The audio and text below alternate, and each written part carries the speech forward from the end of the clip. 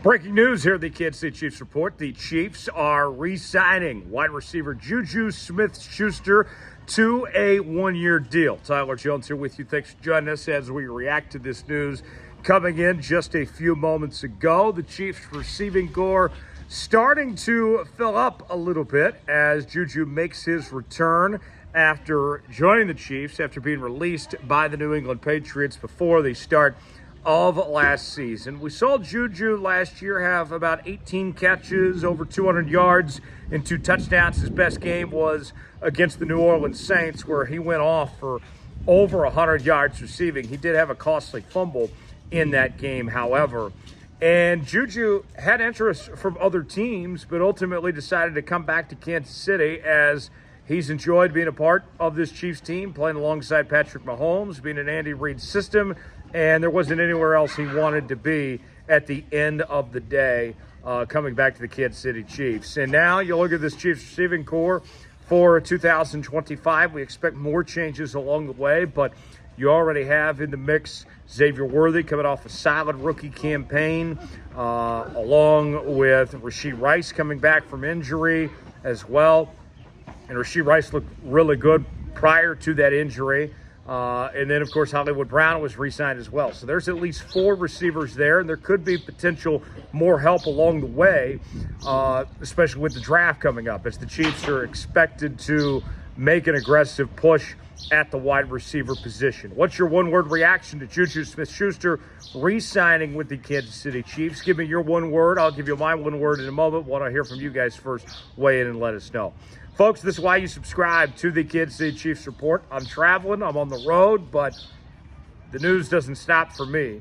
And we're keeping you up to date with everything going on in regards to your Kansas City Chiefs throughout all of free agency. We're covering every single move, bringing you a video on the channel. Stay up to date with everything you need to know on your Kansas City Chiefs. We're closing in on 70,000 subscribers, just over 100 away from reaching that next milestone. If you want to know what's going on with your Kansas City Chiefs here throughout free agency, the rest of this offseason when it comes to the draft, trades, and more, you got to be subscribed to the channel. Lock us in for free, youtube.com/ChiefsTV. Stay up to date. We got you covered each and every day here on the Kansas City Chiefs Report. Subscribe now.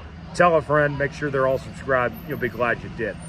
My one-word reaction is expected. I thought that JuJu was likely to come back to this Chiefs team that certainly could use some depth pieces. And the best thing you can say about JuJu, I know that his career, he's had a few moments. He's been to a Pro Bowl once in his career. He had, a decent run with the Pittsburgh Steelers, and that first season in Kansas City wasn't too bad. But if we're going to be honest here, JuJu obviously is not an elite receiver by any stretch of the imagination. What you're hoping for is kind of like what we saw many years ago with DeMarcus Robinson, and I would say even more recently with Watson, is can JuJu have a game, 2, maybe 3 games where he goes off and he can be that X factor, he can be that difference maker. And I think the Chiefs have seen enough from JuJu to say, hey, we're not going to pay you a ton of money. We're going to bring you in, be our number 4, number 5 receiver, and we'll just see when that 1 game, 2 games, 3 games is that you happen to go off and be that difference maker. And whether that's in the regular season or in the playoffs, I think that you'll take whatever you can get at this point and take the depth piece in JuJu to add him to this mold. And go from there. So I think that's what realistically you're looking for from a signing from JuJu is, hey, can we just have a couple games where you step up and be a difference maker? And then on top of that too, with the uncertainty with Rashee Rice with a potential suspension, with the uncertainty with Xavier Worthy with a potential suspension, you have to have other guys that can potentially step into the mold and be ready to go if their name is called. And JuJu, with the experience he's had with what he's done in his career, he's shown in the past that he can step up if his name is called upon, if they need him potentially in that sense. And one of the things I go back to with JuJu, if you recall, prior to the season last year, when they decided to bring JuJu back, there was questions about, okay, what is it the Kansas City Chiefs like? Why did they bring back JuJu after Hollywood Brown got hurt last year. And one of the things we heard from Andy Reid and from Patrick Mahomes was that they really liked having guys like JuJu who they were very familiar with. And one of the trends that we've seen in the last couple of seasons with what the Chiefs have done, whether it's been players they brought in through free agency or trades, whatever it may be, the door is always open for guys to come back that they like and that they are familiar with. And that's what happened with JuJu Smith-Schuster when they brought him back in August. Was there was a need there. It was a guy that knew the system, somebody they liked, somebody they were comfortable with, and they were happy to bring him back.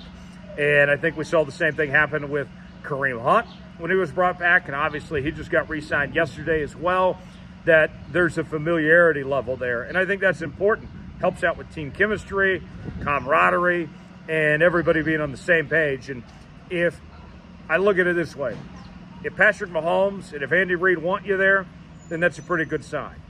And, you know, think about this. How long did the Chiefs hold on to Garrett Dieter, who, if we're going to be honest, was not very good at all, but he just happened to be best friends with Patrick Mahomes. And it made Patrick Mahomes happy, and it was great for the locker room, great for team chemistry, and it all worked out, even though Dieter didn't do much. And so I think I see kind of that with JuJu here. Sure, we don't expect him to be a top-flight receiver in this league, but if he gets along with Patrick and Andy, if he's a good teammate, and if he can step up for a couple of games here and there, if needed, then by all means that can work for the Kansas City Chiefs, and he can have a role, and they can be happy to have him there. So I don't see any negatives with bringing JuJu back. I don't think he's going to command a ton of money. We haven't seen the final numbers of what that exactly looks like just yet, but I have no problem with bringing JuJu back, and I don't think it changes anything as far as your plans go of drafting receivers. I would expect the Chiefs still to use a high draft pick on either day one or day two to get some receiver help. And then, let's say for all intents and purposes, they do that. And then you roll with Rice, Worthy, JuJu, and Hollywood along with a day one receiver. All of a sudden, you're 4 or 5 deep. You can work with that. And you're in a really good position when it comes to this receiving core down the road. How would you grade the signing of JuJu? A, B, C, D, or F, weigh in. I'll give you my grade here in a moment, but I want to hear from you guys first. Give me your grade to the signing of JuJu Smith-Schuster in the comment section below.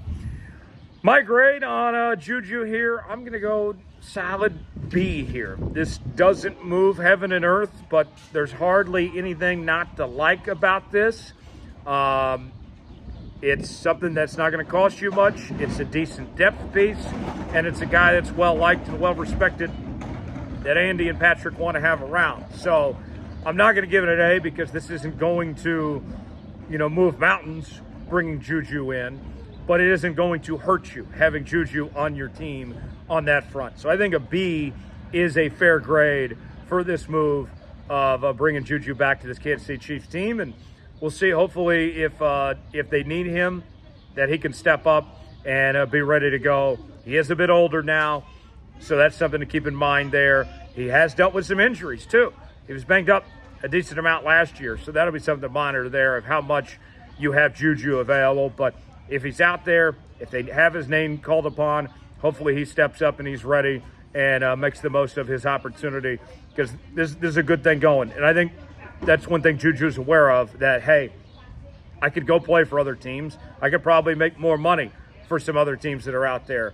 But I get the chance to play with Patrick Mahomes under Andy Reid, be a part of this dynasty, and continue to make history. Why would I want to walk away from that? I think that's what it comes down to for JuJu, of why he ultimately decided to make this return to the Kansas City Chiefs when it's all said and done. Appreciate y'all joining us here on this special edition of the Kansas City Chiefs Report. I'm on the road right now, enjoying some family time in Oklahoma, but I'll be back in the studio tomorrow, and we'll have more Chiefs coverage on everything you need to know throughout the rest of free agency, counting down towards the draft. I'm going to have an updated mock draft coming up in the coming days, so stay tuned for that, and I will keep you up to date with everything going on here throughout the offseason right here on the Kansas City Chiefs Report. Subscribe now for free, youtube.com/ChiefsTV. I'm Tyler Jones. Thanks for joining us. We will see you next time here on the channel.